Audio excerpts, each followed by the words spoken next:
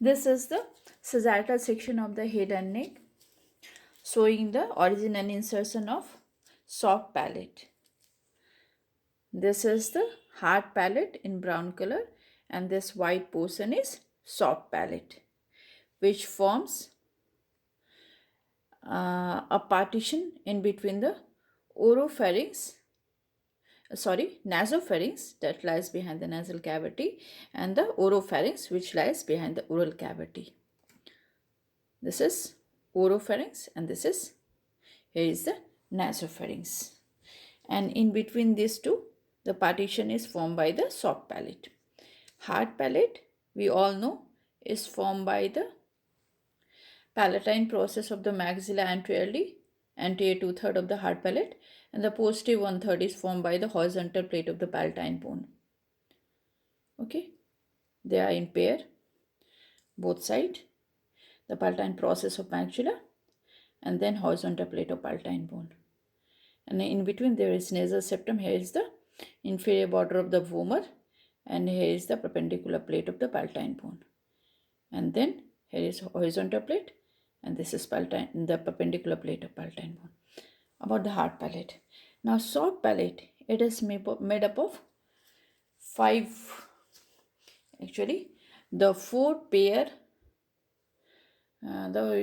pair of the muscle of the soft palate, out of which 4 pair is extrinsic and the only 1 pair is intrinsic. Intrinsic, that means it is originated as well as inserted in the soft palate only, and extrinsic means that it is originated from the adjacent structures and inserted over the soft palate.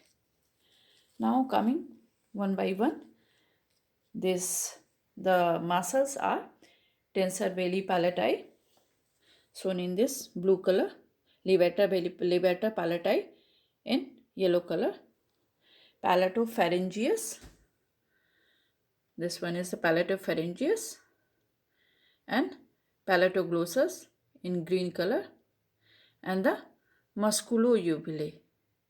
This one is the tongue-like projection is the muscular uvula. Okay. The soft palate, it has got anterior border which is continuous with the posterior border of the hard palate. Here is the anterior border, and the posterior border is free and it moves and creates the partition between, when it elevates, it creates a partition between the nasopharynx and the oropharynx, the posterior border, which is characterized by the presence of uvulae. And it has got two surfaces, that is the anterior surface or the oral surface here, and the posterior surface or pharyngeal surface. Oral surface, it is lined by the non-keratinized stratified squamous epithelium, whereas the posterior surface or pharyngeal surface is lined by the pseudostratified ciliated columnar epithelium, just like the nasal cavity, nasopharynx, all the respiratory passage, except is tip, the posterior most part which abuts the passavant ridge, where it is lined by the non-keratinized stratified squamous epithelium. Now, coming to the origin and insertion, first the tensor belli palatine, it takes its origin from the lateral part of the cartilaginous part of auditory tube. This is auditory tube or eustachian tube or pharyngotympanic tube, which connect the middle ear cavity. This is middle ear cavity. The anterior wall of the middle ear cavity sends a tubular communication with the nasopharynx. This is a communicating link between the middle ear cavity and the nasopharynx, and this it opens just behind the inferior nasal concha, self-like projection inferior nasal concha in the lateral wall of the nose. This eustachian tube, it is 35 millimeter long tube, and it is made up of bony part and the cartilaginous part. Bony part is only proximal 1/3, and the distal 2/3 is formed by the cartilaginous, which is elastic in nature.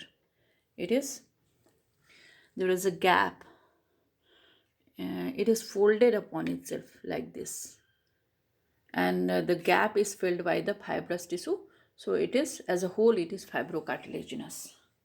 And this is the bony part of the eustachian tube or auditory tube or pharyngotympanic tube. So the lateral part of the cartilaginous tube, as well as the adjacent greater wing of a sphenoid,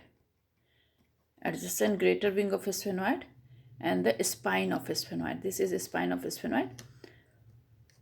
It takes hair from the tensor veli palatine muscle originate, and now it convert into a tendon. Now this tendon hooks around. This black one is the pterygoid humerus, a hook-like projection coming out from the medial pterygoid plate of the sphenoid bone. Okay, this pterygoid humerus. After making a turn around the pterygoid humerus, this tendon of tensor veli palatine, come and insert over the, you can see it becomes flattened. It becomes aponeurosis. Aponeurosis is what? The flattened tendon is aponeurosis. Here it forms palatine aponeurosis, and now it get inserted over the posterior border of the hard palate as well as the inferior surface of the hard palate. Inferior surface of the hard palate behind the palatine crest. Palatine crest is the posterior most part of the hard palate. The posterior border is somewhat flattened and form the palatine crest. So posterior border behind the palatine crest. Okay, get insert over there, and its action, as its name itself says, it tenses the soft palate as well as it opens the auditory tube. Okay, now coming to the levator palatine, this yellow one, it takes its origin from the medial part of the cartilaginous part of auditory tube. This is lateral part and this is medial part. Medial part and the adjacent, this is the inferior surface of the apex of petrous temporal bone. Inferior surface of triangular apex of petrous temporal bone. Okay, takes origin from there and get inserted over the superior surface of the palatine aponeurosis. Palatine aponeurosis is formed by tensor veli palatine, and on the superior surface of the palatine aponeurosis it get inserted, and its action, as its name itself says, it elevates the soft palate and creates a barrier in between the nasopharynx and the oropharynx. Okay, now what next? This is the palatopharyngeus muscle. It takes its origin as the two fasciculus, anterior and the posterior fasciculus. Anterior fasciculus, which is shown in this yellow color, it takes its origin from the inferior surface of the palatine aponeurosis.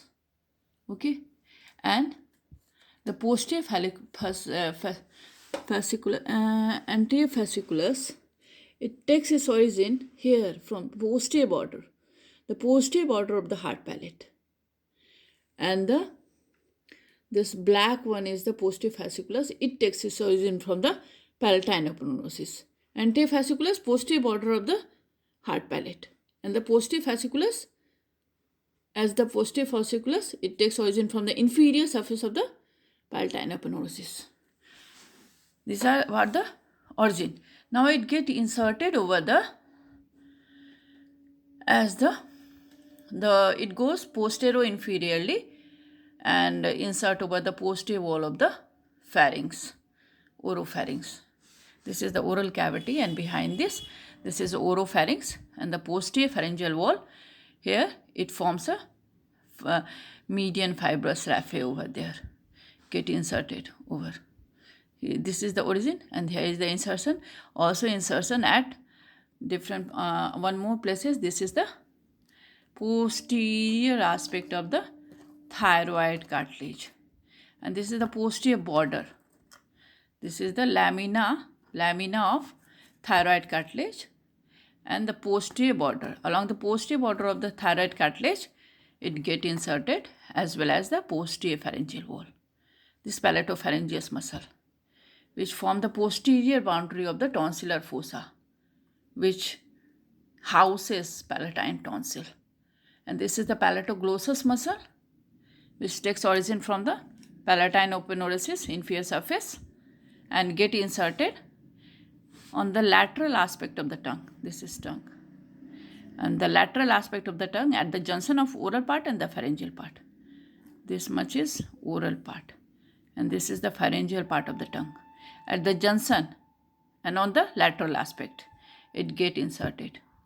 With the mucous membrane, it forms a fold that is called palatoglossal fold.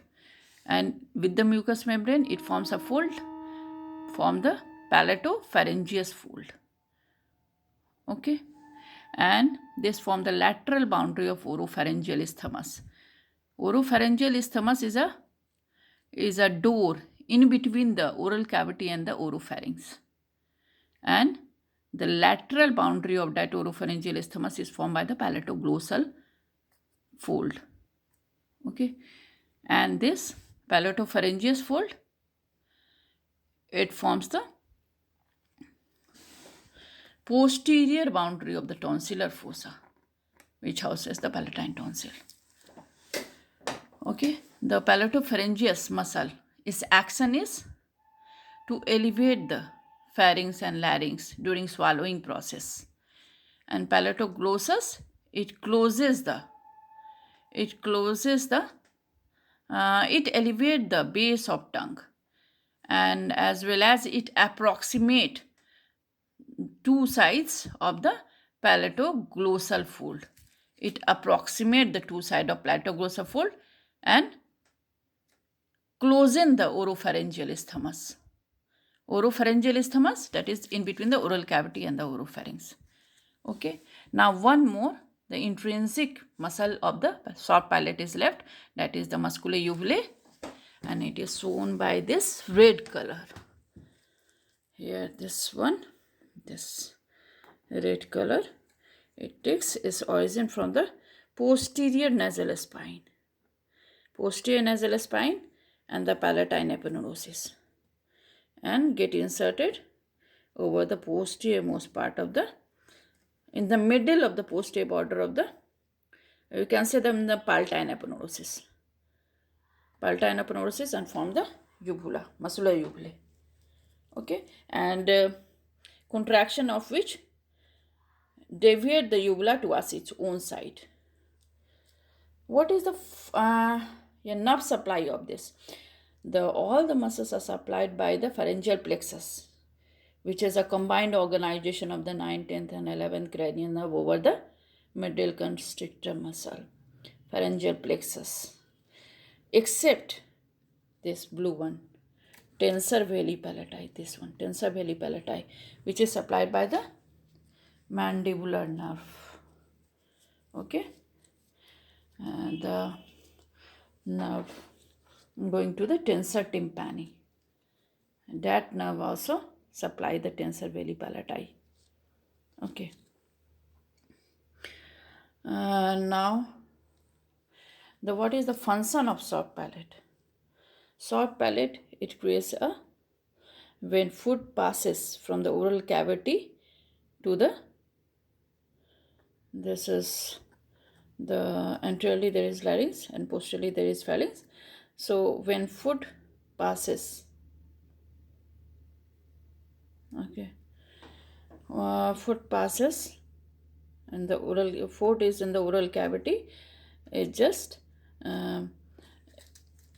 it become straighten up to create a barrier in between the oral cavity and the oropharynx, so that the person can respire well. Okay, and when there is sneezing. The burst of air come out from the lower respiratory tract, and it just deviate that burst of air into two places, that half of the into the oral cavity and half into the nasal cavity, so that the nasal mucosa is escaped from such air blast. Okay, and it also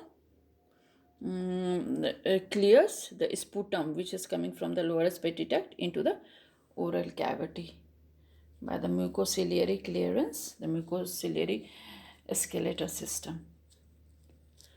Okay, and the biggest congenital anomaly is the cleft lip and cleft palate.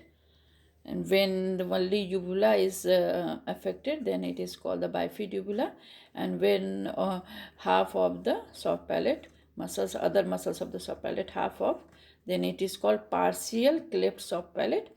And when whole of the soft palate is affected in the midline, then it is called complete soft palate cleft. Okay, bifid uvula, partial bifid cleft soft palate, and complete bifid cleft soft palate. Okay, and the hard palate, there is a primary palate and the secondary palate. Primary palate is formed by the frontonasal process. In the facial, when we read about the development of the face, then it is formed by the frontonasal process in between, and by the side there is two maxillary process, and below there is two mandibular process. There are 5 processes which unite to form the face. And the hard palate, the primary palate and the secondary palate. Primary palate is formed by the frontonasal process, and the secondary palate is formed by the rest of the bones, that is the palatine process of the maxilla and the horizontal plate of palatine bone. Okay, and when one of anteriorly, the primary palate is just like V, its dividing line is just like V. When one of this limb of V and plus the midline suture, that is the intermaxillary and the interpalatine suture, they are not united, then it is called unilateral cleft palate. And when both sides of the limb of V as well as the in the middle intermaxillary and the interpalatine suture do not fuse, then it is complete cleft palate. About the hard palate, and soft palate I have already told. Okay, so this is about the soft palate. Thank you.